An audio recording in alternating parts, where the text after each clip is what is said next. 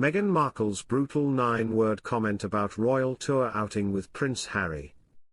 King Charles and Queen Camilla's Australia tour may bring back some memories for Meghan Markle.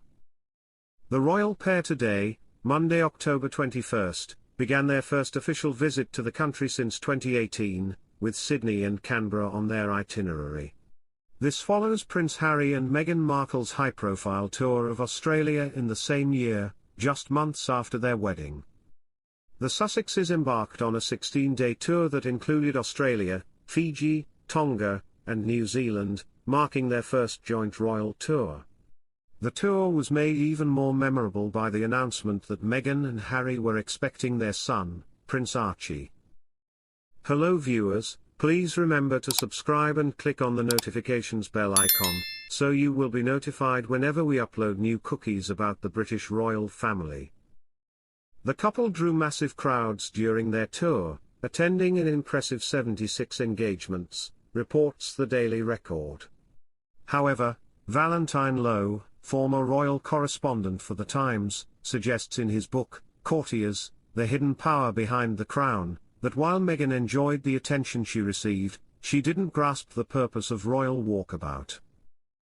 He penned, on the South Pacific tour, Harry and Meghan were going down a storm. Massive crowds were turning out to see them, and Meghan's refreshingly informal approach to royal visits was proving a hit with the Australian public. An explosive book lifts the curtain on Meghan Markle's true feelings about royal duties, alleging she found walkabouts and interacting with the public puzzling and unrewarding. While Meghan might have been all smiles in public, the book claims that behind the scenes, however, it was a different story. Although she enjoyed the attention, Meghan failed to understand the point of all those walkabouts, and shaking hands with countless strangers. According to several members of staff, she was heard to say on at least one occasion, "I can't believe I'm not getting paid for this." The same source claims Meghan expressed bafflement at the crowd outside Sydney Opera House during a visit, reportedly asking her team, "What are they all doing here? It's silly." With Charles and Camilla set to touch down in Australia later this week, the iconic venue is once again thrust into the royal spotlight, ready to be illuminated in a regal salute to the visiting monarchs. However, the visit is already stirring up some controversy. The king has been berated by an Australian senator who told him "You are not my king" and demanded a treaty between Australia's First Nations and its government. Charles and Camilla have faced low-key protests during their tour of Australia, which began on today, from supporters of First Nations resistance to colonisation, who have been displaying a banner with the word "decolonise" at a number of events. Meghan Markle's thinly veiled threat to royals in bombshell interview. Meghan Markle raised eyebrows with comments she made to The Cut, with some critics suggesting she included a number of thinly veiled threats directed towards the royal family. The interview was released at the end of August 2022, just a few days before the death of Her Majesty the Queen. In it, Meghan spoke about her life in California after quitting the royal family and revealed that she hadn't signed an NDA that might prevent her from speaking out. She also said she found a diary that she had kept during her time as a royal at Frogmore Cottage when she returned for the Queen's Platinum Jubilee celebrations. Speaking on True Royalty TV's The Royal Beat, Sunday Times royal editor Roya Nikhar dissected Meghan's telling comments. Roya said, "The thinly veiled threats that came in Meghan's interview with The Cut, I think, she probably hopes it does feel threatening to the royal family. But I think there's a lot of eye-rolling, going, we're used to this by now. But that phrase, I have a lot to say until I don't, and I've never signed anything that restricts me from talking. There was a very strong inference there. And, of course, the reminder that she keeps a journal, and her revelation that, when we came back to Windsor, to Frogmore Cottage for the Jubilee, I rediscovered my journal that I'd left there. I was astonished to discover that she had left a highly private diary behind in Windsor, rather than taking it back. She's mentioned a couple of times in the last year or two that she kept a journal, and I think there is a very strong inference that Meghan could write her own memoir.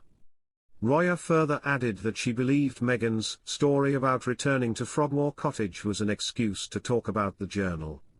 Most of their belongings were packed up a long time before they even left for Canada and America, so packing up was done, she said. Certainly when Eugenie lived there for a while with her husband and child, they had the run of the house. I think that most of Harry and Meghan's belongings that remained, which weren't many, were stored away. So I don't think she came back and packed up the whole house. I read it as an opportunity for her to mention the journal. Ever since Prince Harry released his bombshell memoir Spare, there's been speculation that Meghan would follow suit and write her own tell-all book. Meghan Markle chooses to hold off on releasing bombshell memoir for one crucial reason. Meghan Markle has deliberately refrained from releasing a tell-all memoir, unlike her husband Prince Harry, and an insider has revealed why she's holding back. Following the release of Harry's bombshell memoir Spare in January 2023, which made startling claims against members of the royal family including Prince William, Princess Kate, King Charles, and Queen Camilla, speculation arose that Meghan might follow suit. Instead of writing a book, Meghan has focused on developing her lifestyle brand, American Riviera Orchard. A source indicates that Meghan may be waiting for the perfect opportunity to publish her own explosive memoir, which could earn her a fortune, upwards of tens of millions of dollars. An insider disclosed to Closer Online, the word in publishing circles is that everyone's mad to land Meghan's memoirs and the numbers being thrown around are ridiculously high. We're talking tens of millions for her authorized biography, it's going to get to the point where she can't say no.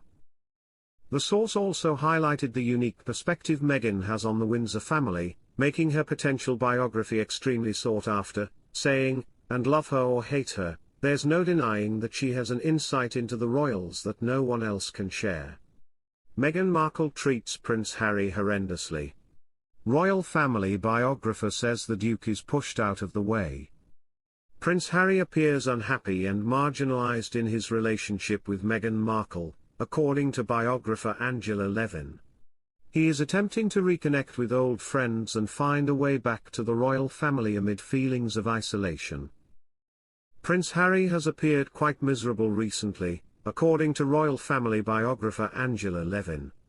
She thinks Harry has been left in an insignificant position, even within his relationship, suggesting that Meghan Markle treats him poorly.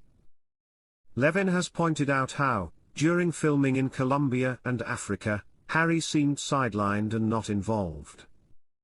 Thanks for watching, please don't forget to like this video and drop comments, and most importantly don't forget to subscribe and hit the notification bell so you don't miss anything.